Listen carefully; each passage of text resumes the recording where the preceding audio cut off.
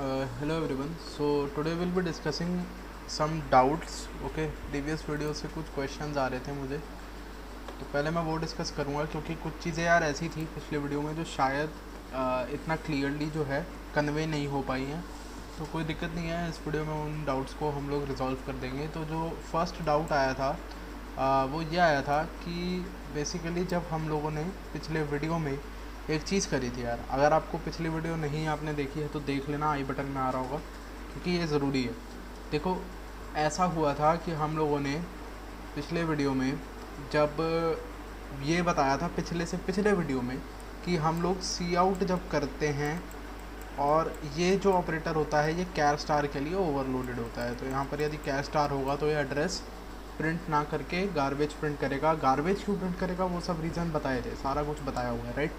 तो वो देख लेना, वो वाली वीडियो भी जाकर आई बटन में आएगा यहाँ पे, ठीक है। तो ये सब हमने करा था। अब हमने कहा कि भाई प्रिंट एफ अगर मैं यूज़ करूँ which is a function of C language, but ठीक है प्रिंट एफ सी लैंग्वेज का फंक्शन ज़रूर है, लेकिन प्रिंट एफ में तो यार ये ऑपरेटर होता नहीं है, तो प्रिंट हो जाना चाहिए। तो हमने एड्रेस प्रिंट करके दिखाया था। कुछ लोगों को ये डाउट आया था कि भाई प्रिंट एफ जब मैं कर रहा था परसेंटाइल पी जो मैंने डाला था और जो मुझे नॉर्मली एड्रेस मिलता अगर मैं इम्प्लिसिट टाइप कास्टिंग करता वर्ड स्टार में या इंट स्टार में, तो इसमें फ़र्क क्या था। तो मैं आपका वो डाउट सॉल्व कर देता हूँ यहाँ पे, ठीक है। मतलब क्या है, क्या कहना चाह रहा हूँ मैं, आप कोड करता हूँ, आप समझ जाओगे।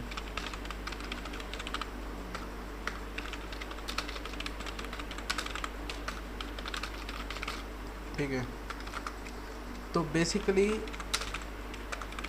आप लोग ये पूछ रहे थे कि ये है हमारे पास, ठीक है। और मैं इंक्लूड कर लेता हूँ एक और हेडर सी लैंग्वेज के लिए भी, ठीक है।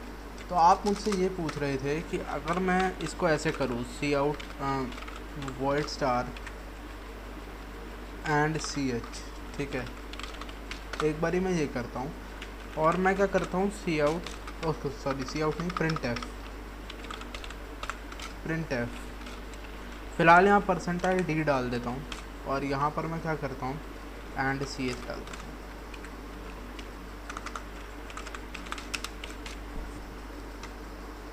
Let's try to understand this by try to run this code, okay. तो खैर रन तो ये हो रहा है, अभी टाइम लेगा थोड़ा टर्मिनल में, बट अगर मैं आप लोगों को बताऊँ, थोड़ा आइडिया दूँ कि क्या हो रहा है, तो बेसिकली आपको पता है कि ये जो चीज़ हमने करी है ये इम्प्लिसिट टाइप कास्टिंग है और इसकी वजह से अब एड्रेस प्रिंट हो जाएगा आराम से, है ना। और इससे क्या प्रिंट होगा, क्योंकि मैंने परसेंटाइल डी लिखा है, तो यार ये वाला जो एड्रेस है ना जो यहाँ से आएगा वही एड्रेस मुझे इंटीजर फॉर्म में मिल जाएगा क्योंकि मैंने परसेंटाइल डी करा है, ठीक है। तो let's try that out, try करके देखते हैं। तो अगर मुझे इनपुट देना है तो मैं कुछ भी इनपुट दे सकता हूँ। यहाँ पर एक कैरेक्टर मेरे को बेसिकली इनपुट देना है, ओके। सो कैपिटल ए में इनपुट दे देता हूँ और मैं एंटर करता हूँ। तो ये आप देख सकते हो ये जो हेक्स है ना, जो एड्रेस आया है हेक्स में, वही एड्रेस ये इंटीजर में आ रहा है। तो this is one and the same thing, ठीक है। ये बस इंटीजर फॉर्मेट में प्रिंट करा दिया है उसी एड्रेस को मैंने ये हेक्स में। तो सी आउट करोगे तो हेक्स में प्रिंट होता है, प्रिंट एफ में आप टाइप बता सकते हो कि परसेंटाइल डी करोगे तो इंटीजर में प्रिंट हो जाएगा। और अगर हम लोग परसेंटाइल पी लिखते हैं यहाँ पर, परसेंटाइल पी लिखते हैं अगर यहाँ पर एंड रन करते तो क्या होता, तो आप ये देखना। अच्छा, अब कई लोगों को यार ये समझ नहीं आ रहा था कि ये क्या हुआ, ये तो 0x या x नहीं क्रॉस 61FF04 और ये 00 ये क्या है, ठीक है। तो कई लोगों को लग रहा था यार ये पता नहीं क्या ही प्रिंट होकर आ रहा है, क्या ही प्रिंट होकर आ गया है ये पता नहीं।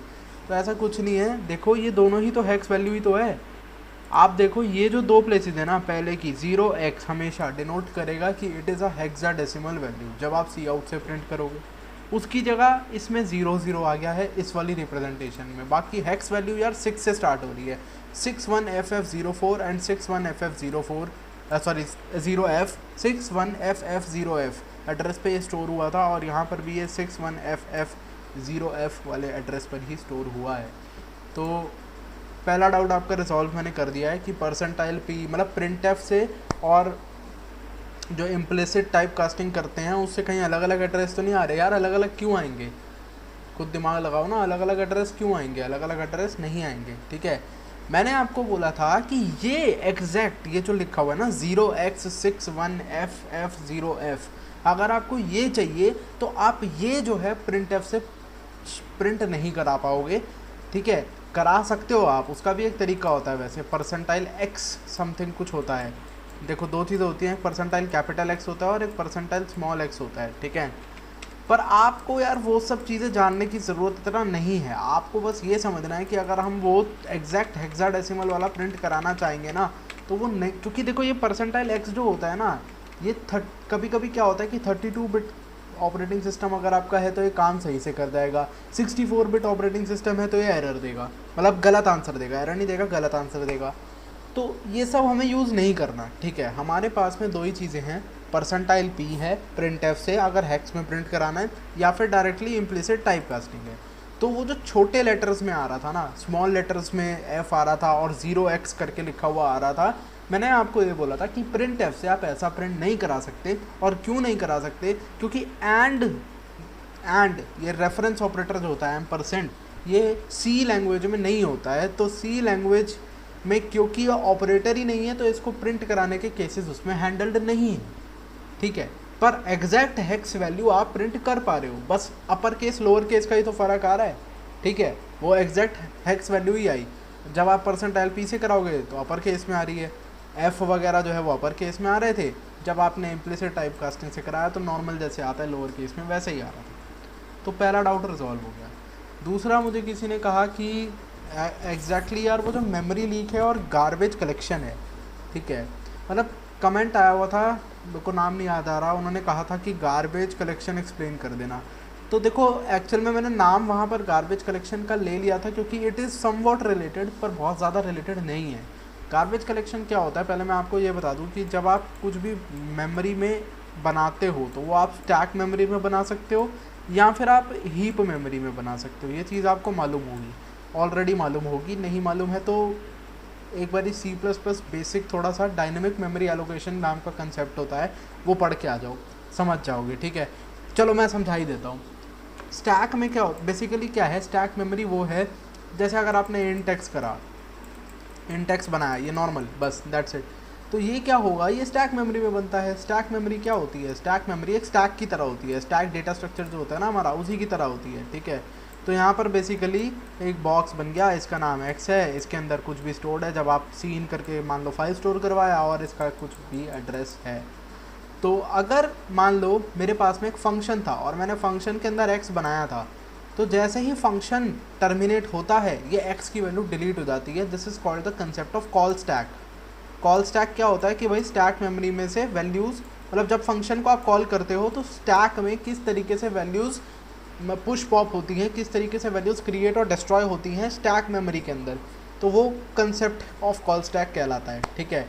तो दिक्कत क्या है? दिक्कत ये है कि हीप मेमोरी क्या है, हीप मेमोरी दिक्कत नहीं है, हीप मेमोरी बहुत बढ़िया चीज़ है, it is a free pool of memory.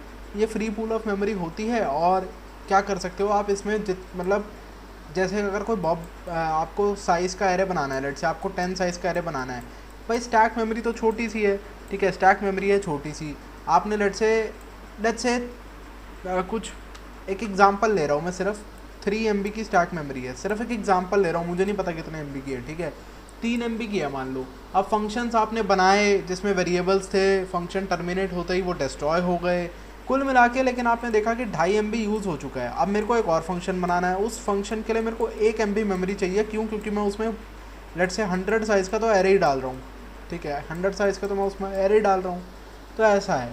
तो अगर मैं इस तरीके की कुछ चीज़ कर रहा हूँ तो बेसिकली मैं स्टैक वाली मेमोरी ही फुल हो जाएगी ना, मैं डाल नहीं पाऊँगा, मैं बना नहीं पाऊँगा। तो इट इज़ ऑलवेज़ बेटर कि हम एरे वगैरह जो है हीप में बनाएं, ठीक है। तो आपको पता ही है, ठीक है, मैं दोबारा कह रहा हूँ यार, ये मैं बहुत ज़्यादा ढंग से नहीं पढ़ा रहा आपको, क्योंकि ये C++ लैंग्वेज का कंसेप्ट है। जो मैंने पढ़ाना है वो है गार्बेज कलेक्शन, ठीक है, वो भी लैंग्वेज का ही कंसेप्ट है, बट वो थोड़ा सा यहाँ पर इम्पॉर्टेंट है, वो सिंटैक्स नहीं है, वो कुछ और है, वो डेप्थ वाला कंसेप्ट है, उन पे बात करेंगे हम। फिर भी हम लोग कैसे बनाते हैं, int star let say capital A is equal to क्या कर सकता था मैं, int star capital A is equal to new int of size let's say 100। तो जब मैं ये करता हूँ तो क्या होता है, ये मेरी स्टैक मेमोरी है और ये लेट्स से पूरी भरी हुई मेरी हीप मेमोरी है। होता क्या है कि मैंने कहा int star capital A is equal to new operator से मैं जो मेमोरी है बताता हूँ कि ये हीप में एलोकेट करना है। तो स्टैक के अंदर एक पॉइंटर बन जाएगा बस ए नाम का, और 100 यहाँ पे लिखा हुआ है, तो 100 इंटीजर्स की स्पेस जो है वो हीप में बनेगी।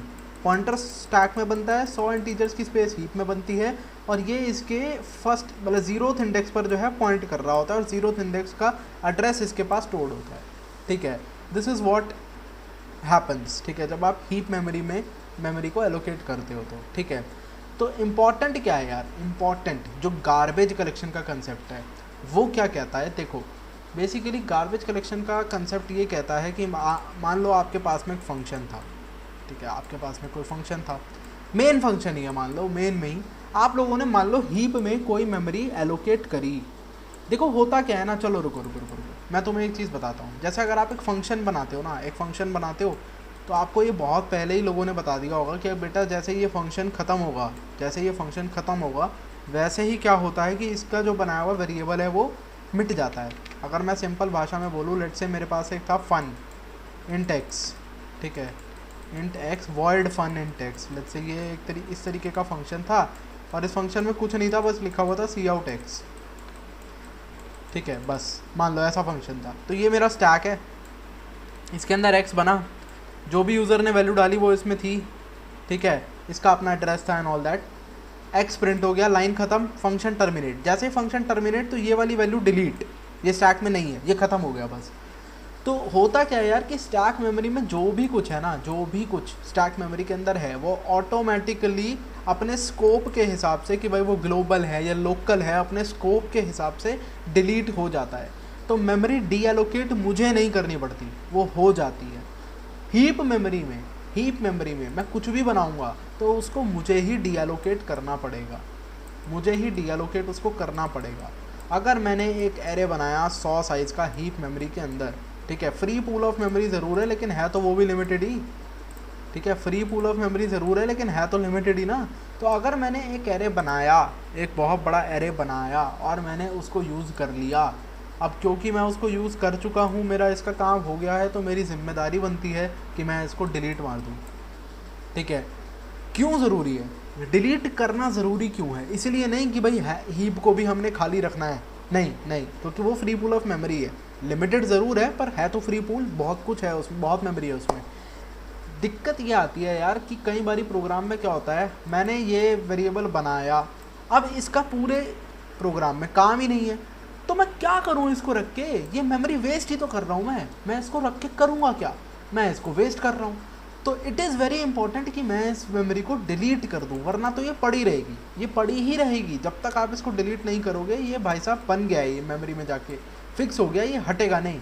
ठीक है, तो आप लोगों ने कई प्रोग्राम्स पहले बनाए होंगे जिनमें आप लोग न्यू मतलब int star PTR is equal to new int of size 5, या लिंक लिस्ट का प्रोग्राम बनाते हो तो node star n is equal to new node. तो न्यू के इस्तेमाल से आप लोगों ने बहुत चीज़ें बनाई हैं, लेकिन आपने कभी उसको डिलीट ही नहीं करा, वो मेमोरी में ही है, वो मेमोरी में ही है। अच्छा हाँ, यहाँ पे मेमोरी में ही है का मतलब ये मत समझ लेना कि वो आज भी आपकी मेमोरी में है, नहीं। देखो प्रोग्राम में जितने वेरिएबल आप बनाते हो, चाहे आप स्टैक मेमोरी में बनाओ चाहे आप हीप मेमोरी में बनाओ, प्रोग्राम एग्जीक्यूशन ख़त्म होते ही वो सब कुछ डिलीट हो जाएगा, चाहे वो स्टैक में हो चाहे वो हीप में हो। दिक्कत क्या है कि मान लो एक वेरिएबल फन मैंने बनाया, ठीक है, यहाँ पे 2 वेरिएबल मैंने बनाए, एक बनाया मैंने इंटेक्स, ठीक है, और एक मैंने यहाँ पे एरे बनाया हीप के अंदर एरे बनाया। अब ये फंक्शन की एग्जीक्यूशन ख़त्म हो गई। जब इस फंक्शन की एग्जीक्यूशन ख़त्म हो गई तो ये डिलीट हो गया, क्यों? क्योंकि ये स्टैक मेमोरी के अंदर था, ये डिलीट नहीं हुआ, ये हीप मेमोरी के अंदर था। तो इसको डिलीट करना पड़ेगा, क्यों? क्योंकि इसका इस काम है नहीं, इसको पड़े क्यों रहने दूँ मैं हीप मेमोरी के अंदर, इसको मुझे डिलीट करना है। ठीक है, ये समझ में आया। लेकिन हाँ, क्या जब मेरा पूरा प्रोग्राम एग्जीक्यूट हो गया है तब भी ये हीप में ही पड़ा रहेगा? नहीं, तब ये डिलीट हो जाएगा। वरना तो भाई अब तक आपकी मेमोरी, आपकी रैम पूरी ख़राब नहीं हो चुकी होती। आप खुद सोचो, आपने कितने ऐसे प्रोग्राम बनाए हैं आज तक जिसमें आपने बस न्यू करके बना दिया लेकिन डिलीट कभी नहीं करा। मुझे पता है सबने मैक्सिमम यही करा होता है, डिलीट नहीं करते। ठीक है, तो ऐसा आप सोचो कितने आपकी आपकी तो मेमोरी रैम ख़राब हो चुकी होती है अब तक पूरी, ठीक है, अगर ये सीन हो रखा होता तो प्रोग्राम ख़त्म होने पर तो भाई डिलीट हो ही जाएगा, चाहे वो स्टैक में हो चाहे हीप में हो, लेकिन साथ साथ डिलीट करना जब उसका यूज़ ख़त्म हो गया है ये एक अच्छे प्रोग्रामर की निशानी है। लेकिन जब आप साथ साथ डिलीट करते हो तो एक और प्रॉब्लम आ जाती है। क्या आपने एक गलती कर देनी है, क्या आपने इंट मतलब कुछ भी आपने मान लो कुछ भी वेरिएबल था जो हीप में बनाया था, लेट से वही एरे बनाया था हीप में, आपने अब उसको डिलीट कर दिया। आपने क्या करा, अब उसको डिलीट कर दिया, उसके बाद आप उसको एक्सेस करने की कोशिश कर रहे हो, उसके बाद आप उसको एक्सेस करने की कोशिश कर रहे हो। This is wrong, this is called as garbage collection. इसको हम गार्बेज कलेक्शन कहते हैं। मैंने int star P is equal to new int of 5 let's say ये बनाया था। तो मैंने करा क्या था कि ये तो मैंने हीप में बनाया था, ये मैंने हीप में बनाया था, और मैंने स्टैक के अंदर यहाँ पर बना दिया था किसे, यहाँ पर मैंने स्टैक के अंदर बना दिया था पी को, है ना, और पी में इसका एड्रेस स्टोर्ड था 0 का, इसका एड्रेस स्टोर था, ठीक है। तो डिलीट कैसे करते हो आप, डिलीट कीवर्ड लिख के डिलीट करते हो। तो आपने करा डिलीट पी और एंगुलर ब्रैकेट्स, क्योंकि आप एरे डिलीट कर रहे हो, आपने ऐसे लिखा। तो बेसिकली पी डिलीट नहीं होगा, पी डिलीट नहीं होगा, ठीक है, ये डिलीट हो जाएगा, ये डिलीट हो जाएगा। तो फिर पी कब डिलीट होगा, पी तो ऑटोमेटिकली डिलीट हो जाएगा ना, क्योंकि वो स्टैक मेमोरी के अंदर है, उसको डिलीट करना आपका काम नहीं है। तो उसका जब स्कोप खत्म होगा वो ऑटोमेटिकली हो जाएगा डिलीट, तो उसकी टेंशन नहीं लेनी। जब आप ये करते हो तो ये एरे क्या हो जाता है, डिलीट हो जाता है। अब मान लो उसके बाद आप पी को उसके बाद दोबारा एक्सेस करने की कोशिश करते हो। लेट से आप कहते हो भाई पी ऑफ 10 प्रिंट कर दो, उसके बाद मतलब पी ऑफ, अरे साइज ही 5 था, पी ऑफ लेट से 3 प्रिंट करवाना चाह रहे थे आप, पी ऑफ 3 प्रिंट करवाना चाह रहे थे, तो ये गड़बड़ है। क्यों, क्योंकि ये तो आप डिलीट कर चुके हो, पी तो कहीं पॉइंट ही नहीं कर रहा और आप पी ऑफ 3 को एक्सेस करने की कोशिश कर रहे हो। So this is called as garbage collection, ठीक है। तो आपका प्रोग्राम या तो बुरी तरीके से हैंग हो जाएगा, या फिर जो मेमोरी लीक में हुआ था रैंडम डेटा करप्ट हो जाता है जाके, वो वाली चीज़ भी आपके साथ हो सकती है, रैंडम डेटा जाके करप्ट हो सकता है, तो कुछ भी हो सकता है, समझ रहे हो आप।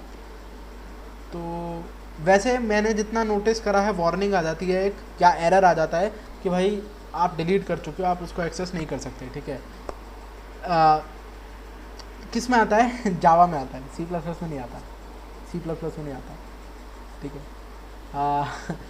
ये मैंने थोड़ा जान के करा, देखो जावा में वार्निंग आती है, सी प्लस प्लस में नहीं आती। सी प्लस प्लस में या तो प्रोग्राम मतलब आपको वो नहीं आती है कोड ब्लॉक्स, अगर आप लोग यूज़ करते हो तो कोड ब्लॉक्स में कभी कोई वो नहीं आता, ब्लैक स्क्रीन आ जाती है पर कुछ दिखाता ही नहीं है, चलता रहता है कोड, चलता रहता है, तो भाई पता नहीं वो कितने टाइम तक चलता रहेगा। ये होता है गार्बेज कलेक्शन में, ठीक है, वो पता नहीं कब तक चलता रहेगा कोड आपका, आज बंद होगा कल बंद होगा, आपको खुद करना पड़ेगा बंद, वो अपने आप चलता रहेगा, कुछ अटक जाएगा, इस तरीके का कुछ सीन हो जाता है। अगर आप क्या करते हो कि आपने कोई हीप में मतलब बनाया कुछ, आपने उसको डिलीट कर दिया और अब आप उसको एक्सेस करने की कोशिश कर रहे हो, तो ऐसा कुछ सीन होता है। जावा में एरर आ जाएगा, इनफैक्ट जावा में एरर भी नहीं आता, ठीक है।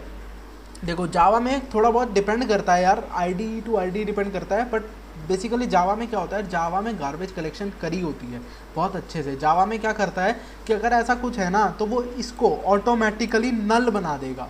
सी प्लस प्लस में ये नहीं हो रहा, सी प्लस प्लस में ये काम नहीं होता, जावा में होता है। जावा में ये ऑटोमेटिकली इसको नल बना देता है। तो यहाँ तो वो वार्निंग आपको शो करेगा, या फिर हो सकता है वो वार्निंग भी शो ना करे, पर आपका प्रोग्राम ऐसे अटकेगा नहीं जैसे सी प्लस प्लस में अटक जाता है, वैसे अटकेगा नहीं, वैसे दिक्कत नहीं आएगी। बट अगेन आप सोच रहे हो कि अच्छा इस वजह से जावा बेटर हो गई, तो भाई सब सी प्लस प्लस फास्ट है। फास्ट क्यों है, इसीलिए है क्योंकि वो रन टाइम पे ये सब चीज़ें चेक नहीं करता, जावा ये सब कुछ चेक करता है, इसीलिए जावा थोड़ी स्लो है, सी प्लस प्लस फास्ट है। तो अपनी एडवांटेजेस और डिसएडवांटेजेस के साथ आती है लैंग्वेज, ठीक है। तो गार्बेज कलेक्शन भी मैंने डिस्कस कर दिया और ये वाला डाउट भी मैंने क्लियर कर दिया, ठीक है। अब एक आधी छोटी चीज़ और बताना चाहता हूँ मैं कि अगर आप लोगों के पास एक एरे होता है इंटीजर टाइप का, 9 8 6 3 4, ये एरे है आपके पास इंटीजर टाइप का, और इसका नाम था एरे ऑफ साइज 5 लेट्स से, ठीक है, ये था। अगर मैं आपसे कहूँ कि सी आउट ARR करो तो क्या प्रिंट होगा, सी आउट ARR करो तो क्या प्रिंट होगा, 0th इंडेक्स का एड्रेस प्रिंट होता है, 0th इंडेक्स का एड्रेस प्रिंट होता है, बेस एड्रेस जिसको आप कहते हो, ठीक है। तो now you have to find out certain things. ये होमवर्क है, ये अगली वीडियो में डिस्कस करेंगे हम। सी आउट, अगर मैंने इसी को एक कैरेक्टर एरे लिया होता, यही अगर मेरा एक कैरेक्टर एरे होता, लेट्स से HELLO ये पढ़ा होता, उसमें हेलो पढ़ा होता, यही मेरा अगर एक कैरेक्टर होता और मैं कैर्स मतलब मैं सी आउट CH कर देता, सिर्फ ये CH ऑफ साइज़ 5 है, ठीक है। अगर मैं सी आउट CH कर देता तो क्या प्रिंट होता, तो क्या प्रिंट होता ये आपको सोचना है, ठीक है, पहला। दूसरा 2D एरेज आपको मालूम है, ठीक है, 2D एरे आपको मालूम है। तो लेट्स से मेरे पास में 2D एरे है, character array, 2D character array मेरे पास में है, ठीक है। तो उसमें यहाँ पर यार ABC पढ़ा है, यहाँ पढ़ा है DEFG, ठीक है, और यहाँ पढ़ा है HI, ठीक है। इस तरीके का कोई एरे है, ठीक है। ये कैसे बनाना है आप सोच लेना, यही वैल्यूज़ होंगी उसमें, ठीक है, यही वैल्यूज़ होंगी, आपको यूज़र से इनपुट नहीं लेना, यही वैल्यूज़ होंगी, ठीक है। तो अगर इसका नाम एरे ARR रख देता हूँ मैं, ठीक है। तो इसमें यार अगर मैं सी आउट करता हूँ ARR ऑफ 0 को तो क्या प्रिंट होगा, ठीक है। ARR ऑफ 0 को सी आउट करता हूँ तो क्या प्रिंट होगा, ये दो चीज़ें सोचेंगे, ये दो चीज़ें सोचेंगे, ठीक है। कंडीशन इज़ कि जो ABC हैं वो ऐसे नहीं दिए हुए। आपको पता है कैरेक्टर एरे में आप ऐसे इनपुट दे सकते हो या फिर आप ऐसे देख सकते हो कि एक A, B, C है ना, ऐसे भी इनपुट दे सकते हो। तो आपने ऐसे दिया हुआ है इनपुट, आपने कैरेक्टर एरे में स्ट्रिंग के फॉर्मेट में इनपुट नहीं दिया हुआ, आपने इनपुट ऐसे दिया हुआ है। तो आपको बताना है कि ARR ऑफ 0 क्या प्रिंट करेगा, ARR ऑफ 0 क्या प्रिंट करेगा, ठीक है। तो ये कुछ क्वेश्चंस है जो आप ट्राई करोगे और ये हम अगली वीडियो में डिस्कस करेंगे, क्योंकि ये सारा आपका एरे का कंसेप्ट पूरा बना देंगे। अगली वीडियो के बाद से क्वेश्चंस आने वापस से शुरू हो जाएंगे। 1D एरे पे भी कुछ क्वेश्चंस अभी बचे हैं, वो आएंगे, 2D एरे पे क्वेश्चंस आएंगे। पर ये सब मैंने क्यों डिस्कस करा यार, क्योंकि ये ज़रूरी होता है, ये लोगों को नहीं पता होता है, पर ये ज़रूरी होता है, ठीक है। तो चलो यार फिर बात करेंगे अगली वीडियो में। अब तब तक के लिए यार बाय, और लाइक शेयर सब्सक्राइब कर देना, जो भी करना होता है कर देना, ठीक है। चलो बाय।